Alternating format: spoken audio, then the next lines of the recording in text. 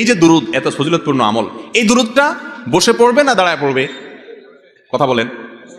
দুরুদ বসে পড়তে হবে না দাঁড়ায় পড়তে হবে? কোথায় আছে দুরুদ বসে পড়তে হবে? এই যে আন্দাজে ফতোয়া দিলে তো হবে না ভাই। কোরআন হাদিসে কোথাও বলা হয় না যে তোমরা দুরুদ পড়ার সময় অবশ্যই বসিয়া বসিয়া পড়িবে, দাঁড়িয়ে পড়িতে পারিবে না, কোথাও নাই। আপনি অযথা কথা কেন বলতেছেন? দুরুদ বসে পড়বে না দাঁড়ায় পড়বে, কোরআন হাদিসের ব্যাপারে কিচ্ছু বলা হয়নি। অতএব এই বসা লোকেরাও দুরুদ পড়তে পারবে, দাঁড়ানো লোকেরাও দুরুদ। কথা কি বুঝতে পারছেন? দুরুদ বসেও পড়ানো যায়, দাঁড়ায়ও পড়া যায়, শুয়েও পড়তে পারে কেউ, কোনো অসুবিধা নাই। কিন্তু কেউ যদি মনে করে দুরুদ পড়তে পড়তে পড়তে পড়তে পড়তে পড়তে একটা পর্যায়ে সবাই দাঁড়ায় যাইতে হবে, তাহলে সমস্যা আছে। কারণ আপনি দুরুদ পড়তে পড়তে যে হঠাৎ দাঁড়ায় গেলেন, ভাই আমার, আপনাকে কি আল্লাহ রাসূল সাল্লাল্লাহু আলাইহি ওয়াসাল্লাম দুরুদ পড়ার ব্যাপারে বলেছেন? এই কথা কোরআন হাদিসে কোথাও আছে যে তোমরা যখন দুরুদ পড়বা আমার প্রতি পড়তে পড়তে পড়তে পড়তে একটা পর্যায়ে আমার সম্মানে তোমরা দাঁড়ায় যাইতে হবে?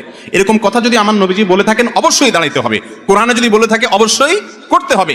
আর যদি কোরআন হাদিস না বলে তা আপনি বসা আলাদেরকে বলবেন ভাই দুরুদ পড়তেছেন দাঁড়ায় যান, অথবা দাঁড়ানোদেরকে আমি যদি বলি ভাই আপনারা দাঁড়ায় দাঁড়ায় দুরুদ পড়তেছেন কেন, বসে যান, এই দুইটার কোনোটাই করার অধিকার আমার আছে নাই। আমাদের যেসব ভাইয়েরা দুরুদ পড়তে পড়তে হঠাৎ দাঁড়ায় যায়, ওনারা কিন্তু নবীজির সম্মানার্থেই দাঁড়ায়, ঠিক না ঠিক? নবী করিম সাল্লাল্লাহু আলাইহি ওয়াসাল্লামের প্রতি সম্মান ভালোবাসার জন্য দাঁড়ায় না?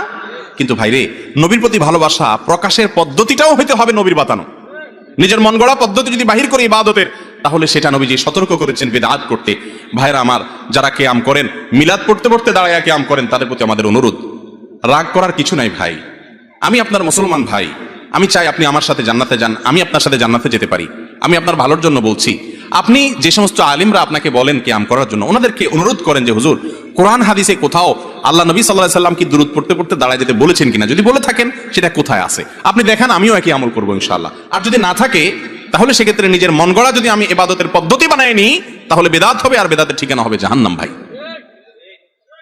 আচ্ছা, আমরা নামাজের মধ্যে দুরুদ কি আপনাদের এলাকায় বসে পড়েন না দাঁড়ায় পড়েন? নামাজের মধ্যে শেষ বৈঠকে দুরুদ পড়েন না আপনারা?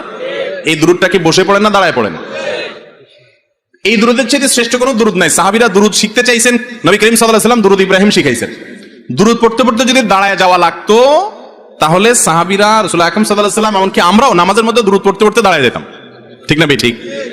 নামাজের চাইতে গুরুত্বপূর্ণ কোনো অবস্থা মানুষের হতে পারে?